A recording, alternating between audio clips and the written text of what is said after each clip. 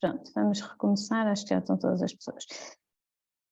E passamos aqui à questão seguinte. Eu adorei esta imagem do coração, que no fundo nos leva a perceber que às vezes há coisas que nos saem do coração, porque nós temos o coração apagado a estas coisas, e aqui podemos aprender com a hemorroísa do Evangelho, não é? Aquela mulher que tinha um problema, que tinha hemorragias e de facto percebeu que valia a pena tocar em Deus com tanta força, porque perdeu a confiança em tudo o resto, não é? E às vezes nós precisamos tocar Deus nos sacramentos, tocar Deus na oração, tocar Deus na missa, para nos libertarmos da confiança que temos nas coisas materiais, na confiança que temos no êxito, no sucesso, no que as pessoas dizem, para que Deus nos faça ricos pela sua atuação, pela sua graça, não é?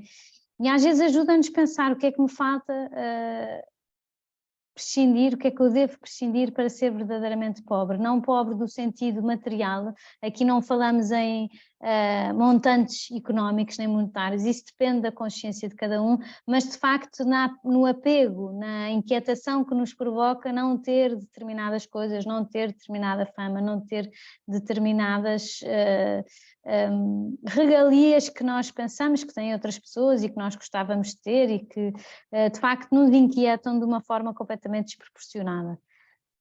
Depois temos aqui a questão, o exemplo, a imagem da avestruz, que nos ajuda e que para mim também foi um ensinamento, porque diz que a avestruz se esconde quando vê o perigo.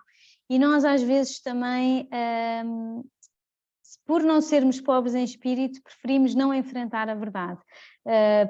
Começamos a maquilhar a nossa existência e temos uma vida plástica, isso vemos muito nas redes sociais. As pessoas nas redes sociais são todas giríssimas, têm sempre festas giríssimas, está tudo sempre espetacular, mas às vezes não conseguimos enfrentar os nossos erros, não é? Acabamos por construir uma máscara para que os outros pensem que somos uma pessoa diferente, despreocupada, sempre feliz, segura de si mesma, e assim convertemos a nossa vida num teatro.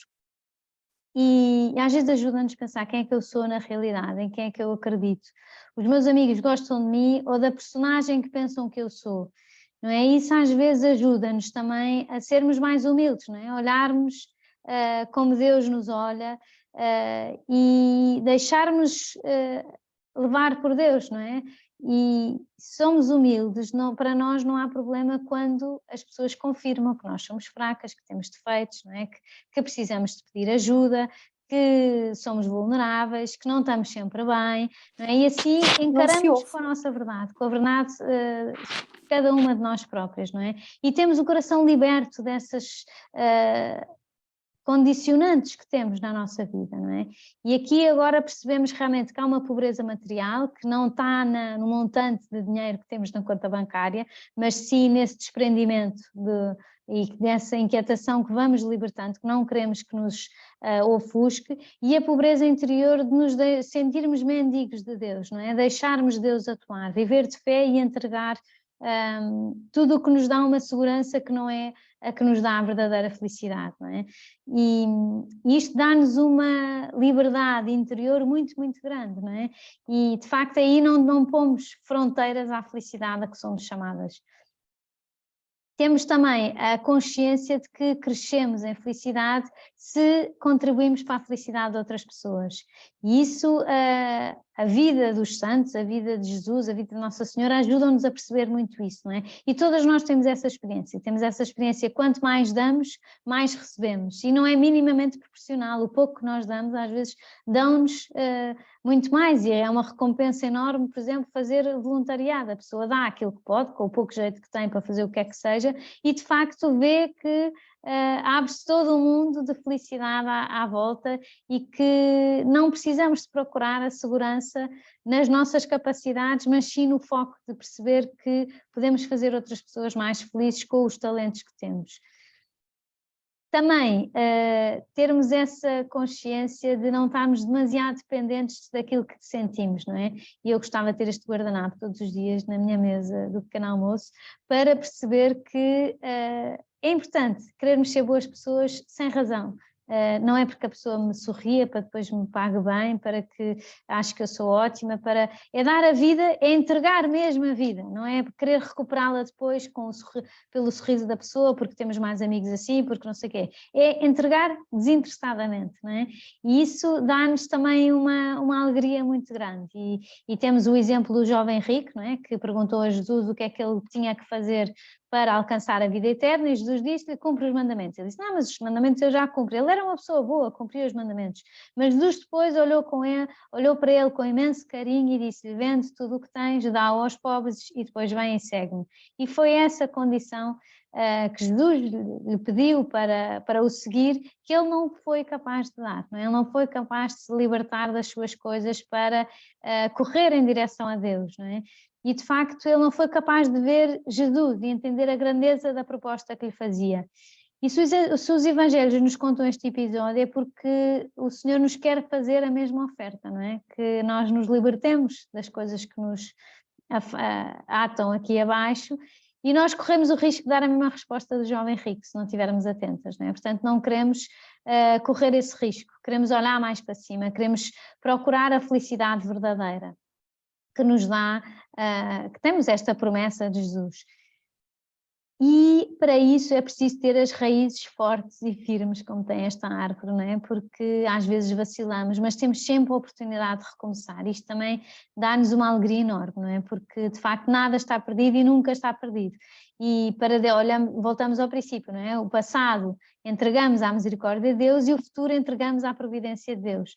Portanto, Deus revela-nos que vale a pena procurar esta pobreza material, de não nos deixarmos envolver e ofuscar com as coisas que temos, os likes que temos, a fama que temos, e a pobreza interior de querermos ser mendigos de Deus, que Deus possa preencher a nossa interioridade porque nos quer dar a máxima felicidade, não é? E que não nos deixemos inquietar com a felicidade que nós temos projetada para nós, não é? Pensarmos qual é a felicidade que Deus tem reservado para mim, e começamos a perceber realmente que há uma felicidade intangível muito, muito grande, não é? De fazer o bem, de nos darmos às outras pessoas, de querermos estar disponíveis, não é? Não estarmos tão pendentes dos WhatsApps que recebemos, das notificações, das compras, Black Friday, não sei o que é Tuesday, agora há todos os dias da semana tem qualquer coisa. Mas pensando que isto não é mau em si mesmo, nós temos é que perceber que não é o único remédio para a felicidade e que não pode ser a única coisa que nos mantém alegres, porque assim somos insaciáveis, não é? E não tem consistência.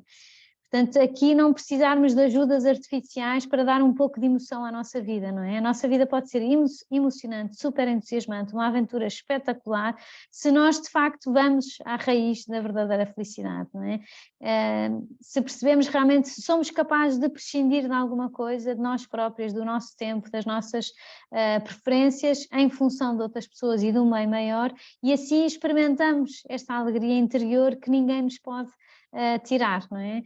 E se nós tentamos entregar alguma coisa e não conseguimos, é sinal de que nós ainda precisamos de recuperar quanto antes essa nossa liberdade, não é? Se queremos realmente ainda subir na nossa fasquia em direção a Deus e na nossa fasquia de felicidade.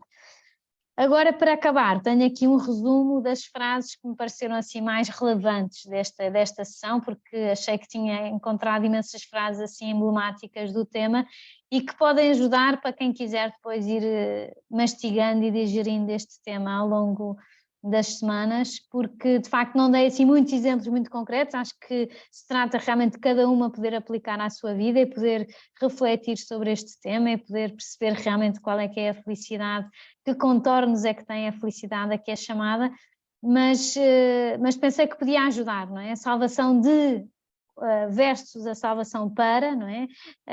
Estas noções que eu dei da cadeira que tive de Cristologia, a liberdade de versus a liberdade para, eu quero me libertar para ser mais feliz, para poder amar mais, para poder amar melhor.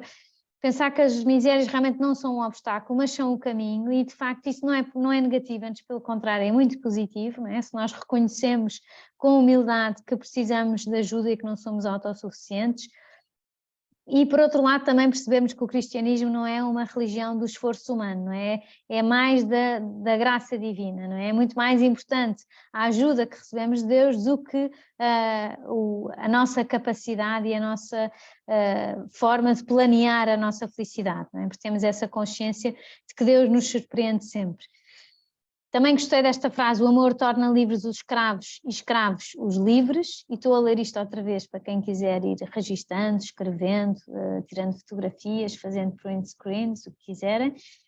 Vivemos mal se rejeitamos os próprios limites, não é? Se não nos aceitamos como somos e as circunstâncias em que estamos sempre na ansiedade de ter outra vida, de ter outras circunstâncias, de ter outras pessoas de trabalho, de ter outra família, somos umas eternas insaciáveis, não é? Isso não nos ajuda, só nos bloqueia.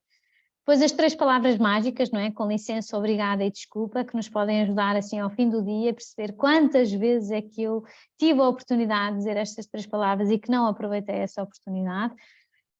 Também a noção de que o cansaço de pedir perdão é uma doença horrível, não é? Todas nós temos a experiência de ter pedido desculpa e ter ficado muito mais amigas da pessoa a quem pedimos desculpa, e na confissão, por maioria de razão, não é? Ficamos muito mais próximas de Deus.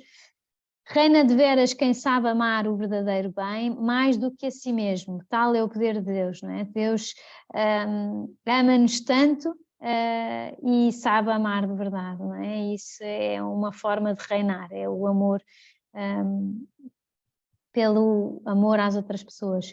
E Deus só sabe de dar e há que estar dispostos a receber, não é? E aqui também está a chave desta pobreza de espírito a que somos chamadas e que tem como promessa a vida eterna e a felicidade e a alegria do céu. Portanto, agora convidava-vos, eu tinha prometido que se nos dias que eu acabasse mais cedo podíamos abrir aqui o espaço para dúvidas, mas ainda vou assim apresentar o próximo tema, portanto se calhar hoje não temos espaço para dúvidas. Se alguém depois quiser comentar alguma coisa comigo ou tirar alguma dúvida, depois eu incorporo na próxima sessão e voltamos a recuperar também essa questão que possa ter ficado em aberto.